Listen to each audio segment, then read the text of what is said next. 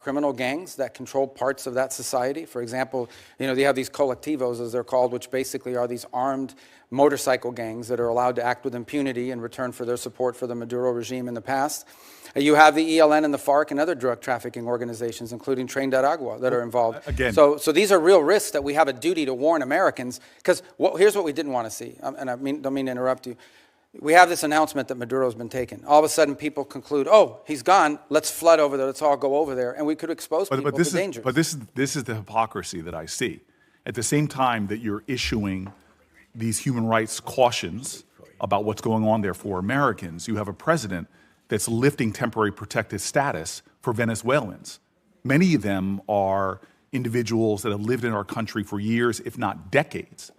When I hear from the Venezuelan community, I hear an outrage that at the very same time that you are affirming here that these armed militias are running around suppressing voices, we have an administration that has said very clearly that they're not only going to be lifting temporary protected status for Venezuelans living in the U.S., but instead of protecting longtime American residents, they are, quote, the administration is putting people back on deportation flights and sending them into that madness. Does that make sense to you? Well, first of all, the travel advisories for American citizens traveling there and the threats posed to Americans. What you're describing why lift temporary protected status? Well, the problem with temporary protective status was it was granted to so many people in such a vast numbers so quickly without proper vetting by the previous administration that there's a real concern that there were gang members that had received TPS simply because of the nation they came from and the time in which they came. It became so big and so massive. The overwhelming majority of Venezuelans are not members of Tren de Aragua, but there were Tren de Aragua and other criminal elements embedded in the TPS system.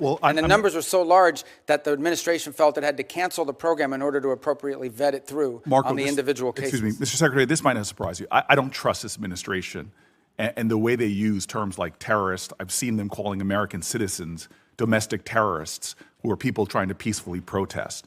The problem we have right now is the administration continues to make policies that seem to contradict their words, and yet we don't have a process in place for Congress to do its job because people are not calling folks in for these hearings and not providing the kind of oversight that we need. It is very frustrating to me that we still have a repressive regime in power in Venezuela suppressing human rights, yet we are cooperating with them, we are funding them, and we're not calling out the ridiculousness of the violence that's going on there. At the same time, we're taking people who have lived in our country for years and years and years and sending them back into that hell where they can be targeted, where they can be abducted, where they can be held for hostage because they know they have American family members that are still here.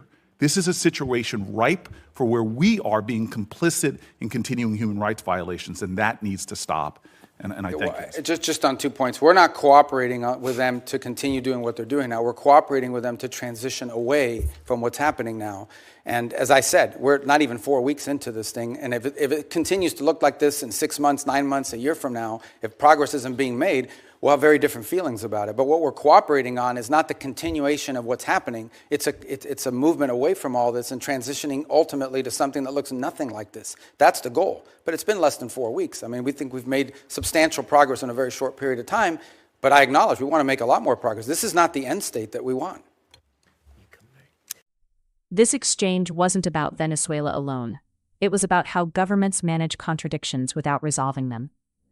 When danger is real, warnings are loud. When consequences land on individuals, explanations get technical. That gap between acknowledgement and responsibility is where trust erodes. And it's a reminder that policy isn't measured by intent, but by who absorbs the risk while institutions wait for progress.